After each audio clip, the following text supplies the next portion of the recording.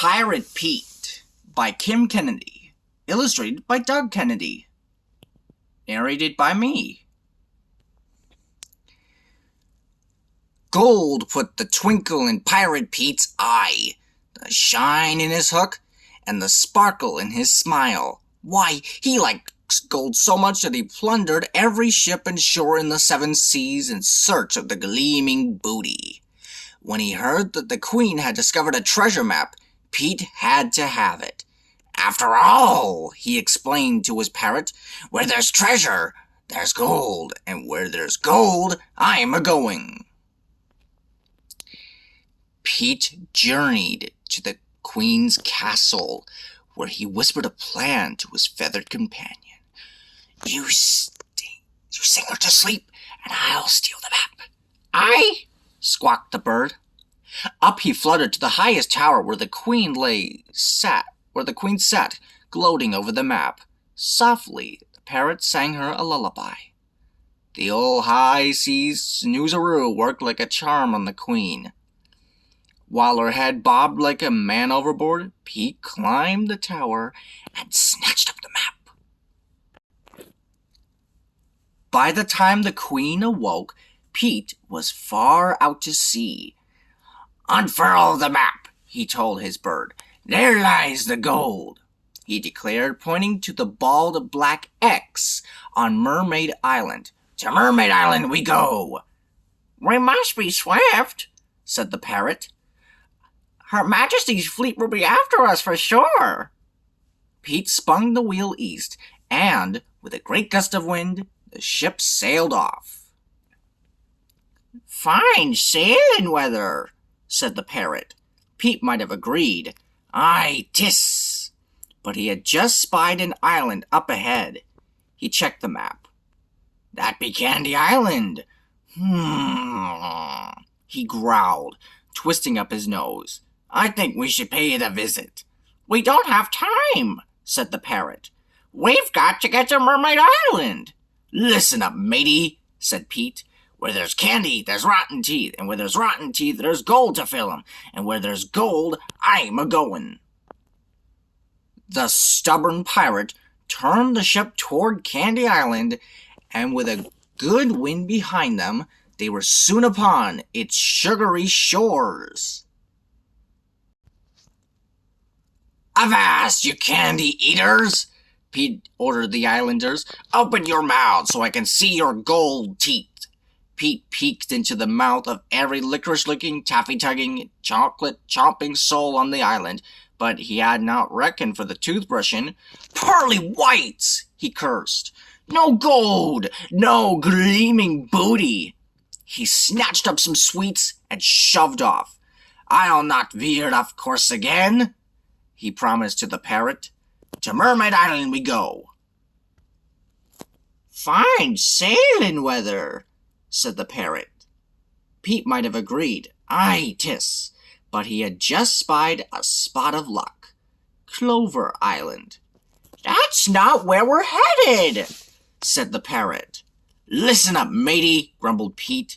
"Where there's clover, there's leprechauns. And where there's leprechauns, there's pots of gold. And where there's gold, I'm a-going." "There's the little elf!" cried Pete as the ship creaked ashore. "A genuine leprechaun sitting next to a pot of gold." Before the merryman could cock his hat, Pete seized the pot, scrambled to the ship, and shoved off. "Irish stew!" he hollered when he lifted the lid. "No gold! No gleaming booty!" He gnashed his teeth. "I'll not veer off course again," said Pete. "Next stop, Mermaid Island." "Fine sailing weather," yawned the bird. Pete might have agreed. "Aye, 'tis." But he had just spied a soothing sight for tired eyes. Sleepy Island. "That's not where we're headed," the parrot reminded him. "Listen up, matey," said Pete. "Where there's sleeping, there's the Sandman. And where there's the Sandman, there's magic gold dust. And where there's gold, I'm a-going." Pete sailed to the snoozing shores where the Sandman was tiptoeing from bed to bed, Pete grabbed the old man's bag and reached inside. "Storybooks!" Pete bellowed, waking the island. "No gold! No gleaming booty!" So he hooked a book and shoved off. "I'll not veer off course again," he said, pulling on his nightcap. "Tomorrow morning, we make for Mermaid Island." The sun rose, and the ship sailed on. "Fine sailing weather," said the bird. Pete might have agreed. "Aye, 'tis," but he had just spied a smoldering sight. Dragon Island. He turned the ship toward its smoky peaks. "That's not where we're headed," flapped the parrot. "Listen up, matey," said Pete. "Where there's dragons, there's lairs, and where there's lairs, there's gold, and where there's gold, I'm a-goin'." Ashore, Pete crept into the dragon's lair, where he found the giant lizard snoozing beside a golden egg. Between the snorts and snores, Pete snuck the egg from its hazy nest, rolled it to his ship, and shoved off. "'Tis a golden goose egg," gasped Pete. Suddenly, the shiny shell cracked open. Out popped a baby dragon with a mouth full of flames. "That's no goose," cried Pete. "It's a fire-breathing lizard, and he set our sails ablaze. Abandon ship."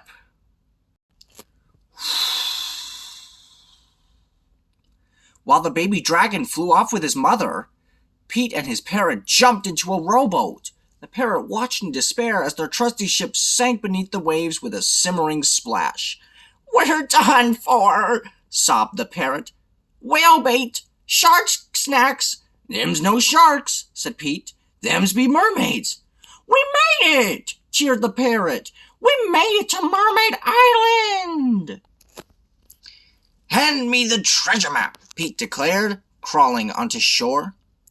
After yelling out paces and counting out steps, hobbling to the left and wobbling to the right, Pete finally called, "Here 'tis! X marks the spot." Pete began digging. Then he struck something. "A treasure chest!" he cried. With a clang of his cutlass, he broke the chest's lock. The lid flew open to reveal gold! Pete sang, "Gleaming booty!" It was a pirate's dream come true. While Pete bathed in the glorious riches, a shadow fell across him. "The Queen!" squawked the parrot as guards gathered around. "Look here, your majesty," said Pete, fumbling for a fib. "I got your treasure all dug up and waiting for you." But the Queen would not be tricked this time.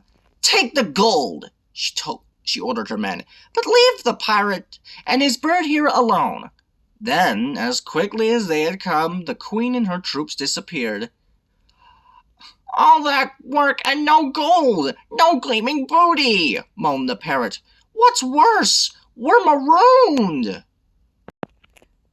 "Not to worry, matey," Pete said with a wink. "The Queen may have taken our gold, but she forgot our boat."